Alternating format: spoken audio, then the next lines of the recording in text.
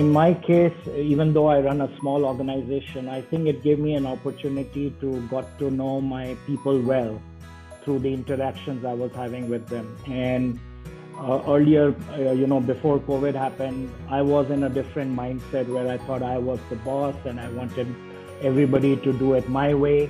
But when COVID happened, I changed my total mindset. Now I believe that I'm working for my people. I'm responsible to make sure that they are happy, that they are motivated. And it taught me that I have to listen more, right? I have to understand them more. So empathy is not only getting into other people's shoes. I think it's getting into living their way. So you know their challenges, and then you are better equipped to handle them. So for me, building teams that trust each other has been a valuable lesson. Motivating people by getting to know them and listening to them has probably made me a better manager. And I think a lot of leaders are realizing that this is the right way forward.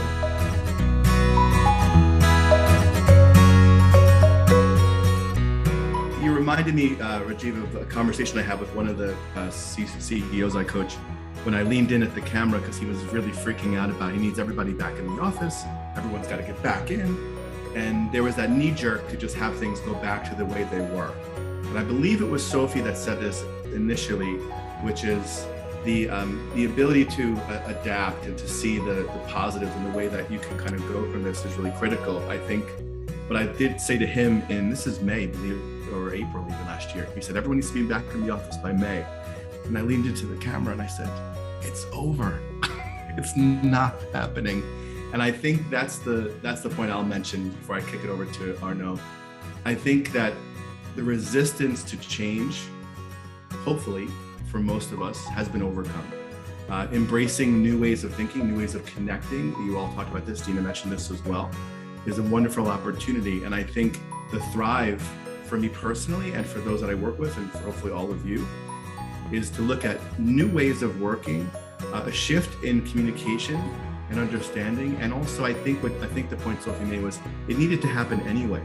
I think what this did was scrub a lot of legacy behaviors and ways of working that were terribly inefficient and not progressing. And I think although the curve was pretty much vertical, we may have liked a little bit more of a gradual.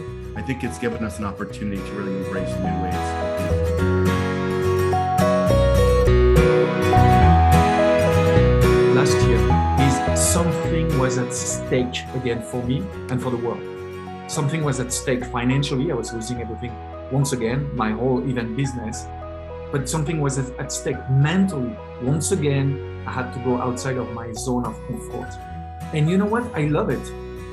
Now I think in a way I'm a nostalgic. March, April last week, I was on the phone, 100 phone calls a day to start a new business. Like all my friends, we have to reinvented myself. When all my fellow French entrepreneurs were trying to get help for the government, every French, because we had a lot of help for entrepreneurs, which was great. But there's a huge burnout coming right now in January in France, starting because they can't reimburse the help they get from the government, and they have to reimburse. So the stake, it's something so powerful we don't talk enough in terms of reinvention, in terms of surviving, in terms of thriving. You need something at stake.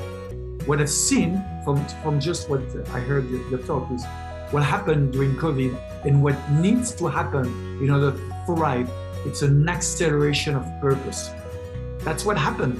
So we always used to talk about accelerating our businesses, how to accelerate our business. And now we actually belong to a business accelerator, and tech accelerator.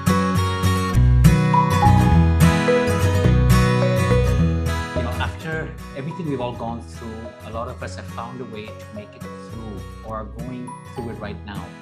And that's what mankind has done, right? Through history, we've seen somehow we've managed to survive, right?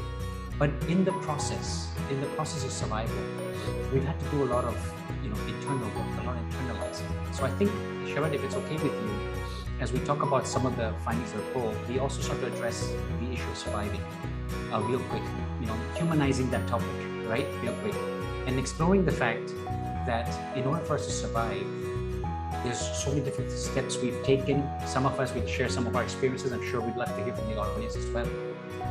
But one of the key factors that I saw that was really, really important was the importance of inner work during the last 2 years, especially now in survival. And so many things have changed. We've heard from a lot of colleagues out there who, industries have changed overnight. Like Dina rightfully said, suddenly the virtual world opened up. Sophie, suddenly there's a new way of conducting events, and the world started to find ways to thrive. So I throw over the